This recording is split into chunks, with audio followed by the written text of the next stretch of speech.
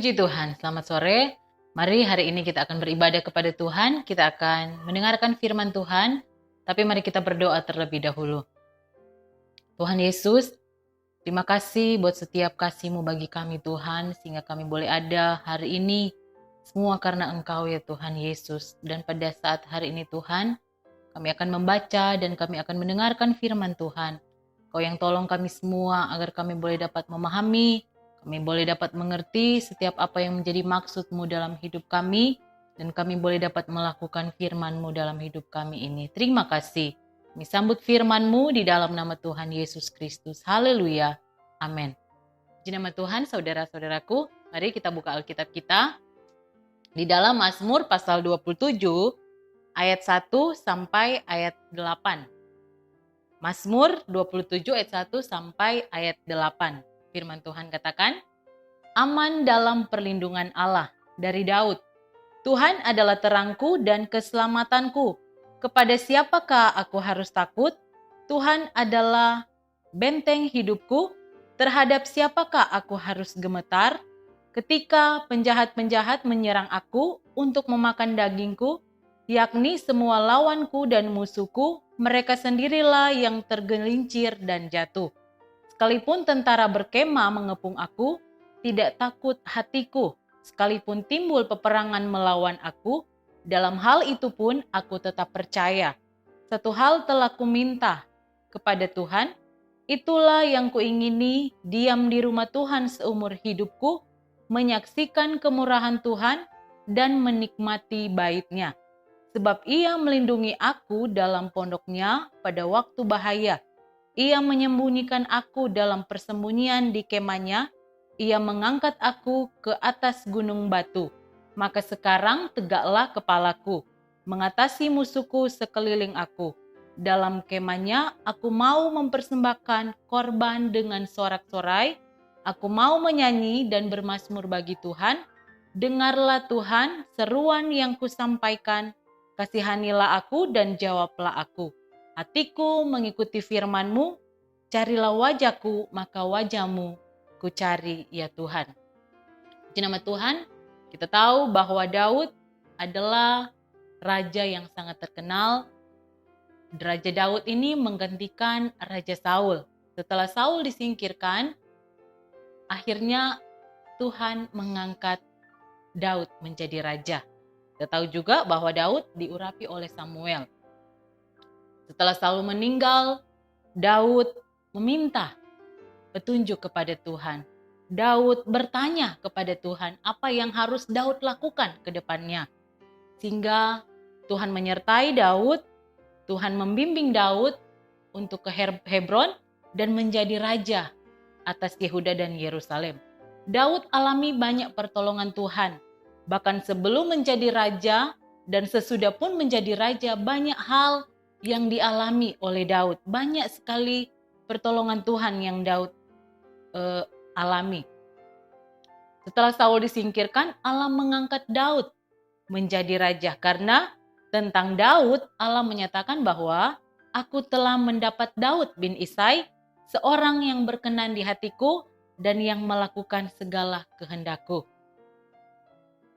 Daud, dia mengakui bahwa di ayat yang pertama dikatakan, Tuhan adalah terangku dan keselamatanku. Artinya Allah yang menjadi terang di dalam kehidupannya. Dan Allah juga yang menjadi keselamatan bagi Daud. Dia mengalami ancaman-ancaman daripada musuhnya.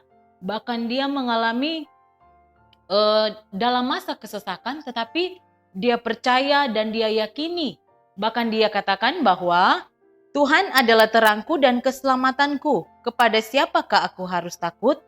Tuhan adalah benteng hidupku. Terhadap siapakah aku harus gemetar? Daud sudah percaya. Jadi dia tidak ragu lagi. Ataupun dia tidak akan putus asa. Karena dia percaya ada Allah yang menolong kehidupannya. Raja Daud alami pertolongan Tuhan. Kenapa? Yang pertama, ayatnya yang keempat sampai ayatnya yang keenam dikatakan, Daud suka beribadah kepada Tuhan. Satu hal telah kuminta kepada Tuhan, itulah yang kuingini. Diam di rumah Tuhan seumur hidupku, menyaksikan kemurahan Tuhan, dan menikmati baiknya Tuhan. Daud alami pertolongan Tuhan karena Daud suka beribadah. Daud ada persekutuan dengan Tuhan. Dia datang kepada Tuhan. Daud ingin dia diam, menikmati hadirat Tuhan. Daud alami pertolongan Tuhan karena Daud suka beribadah kepada Tuhan. Mazmur 104 ayat 33 katakan, Aku hendak menyanyi bagi Tuhan selama aku hidup. Aku hendak bermazmur bagi Allahku selagi aku ada. Daud mau selama dia hidup, dia mau memuji membesarkan nama Tuhan. Dan yang kedua, Daud alami pertolongan Tuhan karena Daud berseru menyampaikan setiap keluh kesahnya kepada Tuhan. Ayat 7 dikatakan, Dengarlah Tuhan seruan yang kusampaikan, kasihanilah aku dan jawablah aku. Daud berseru, Daud memanggil nama Tuhan. Daud menaikkan doa, permohonannya kepada Tuhan. Karena Daud percaya, ketika dia berseru kepada Tuhan, maka Tuhan akan mendengarkan dia. Di dalam Mazmur 91 ayat 14-15 katakan, Sungguh hatinya melekat kepadaku, maka aku akan meluputkannya. Aku akan membentenginya sebab ia mengenal namaku. Bila ia berseru kepadaku, aku akan menjawab. Aku akan menyertai dia dalam kesesakan. Aku akan meluputkannya dan memuliakannya. Daud alami pertolongan Tuhan karena dia suka beribadah. Bahkan dia berdoa, berseru kepada Tuhan. Firman Tuhan katakan ketika dia berseru kepada Tuhan, Tuhan menjawab setiap seruan doa Daud. Begitupun dalam kehidupan kita. Apa yang menjadi masalah kita, pergumulan kita, kita berseru kepada Tuhan, datang kepada Tuhan. Daud alami pertolongan Tuhan.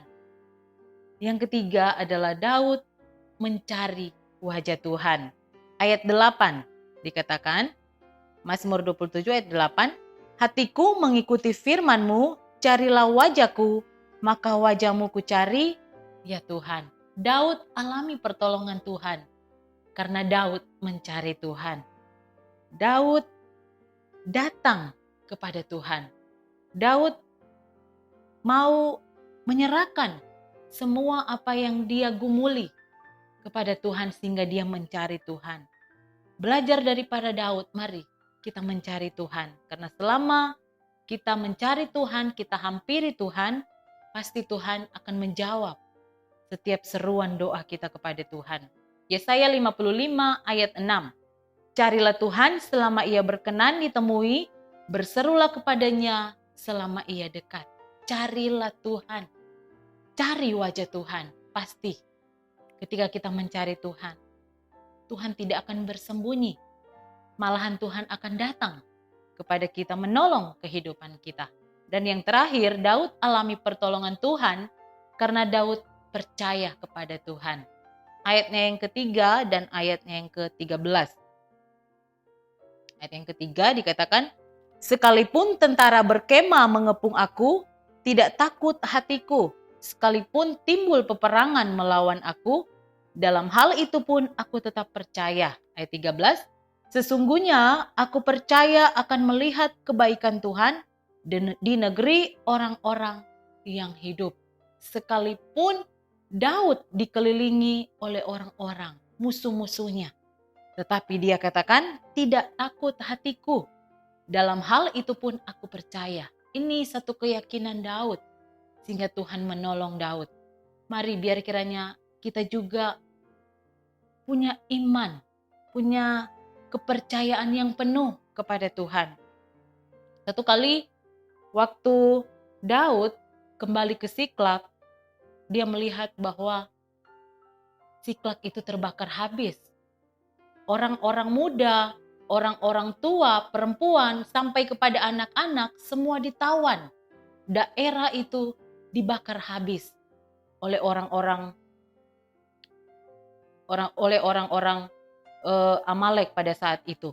Nah, kemudian Daud ini dia merasa sedih, dia menangis sampai tidak kuat lagi.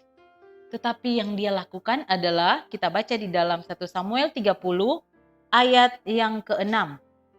1 Samuel 30 ayat yang ke-6 dikatakan, "Dan Daud sangat terjepit karena rakyat mengatakan hendak melempari dia dengan batu.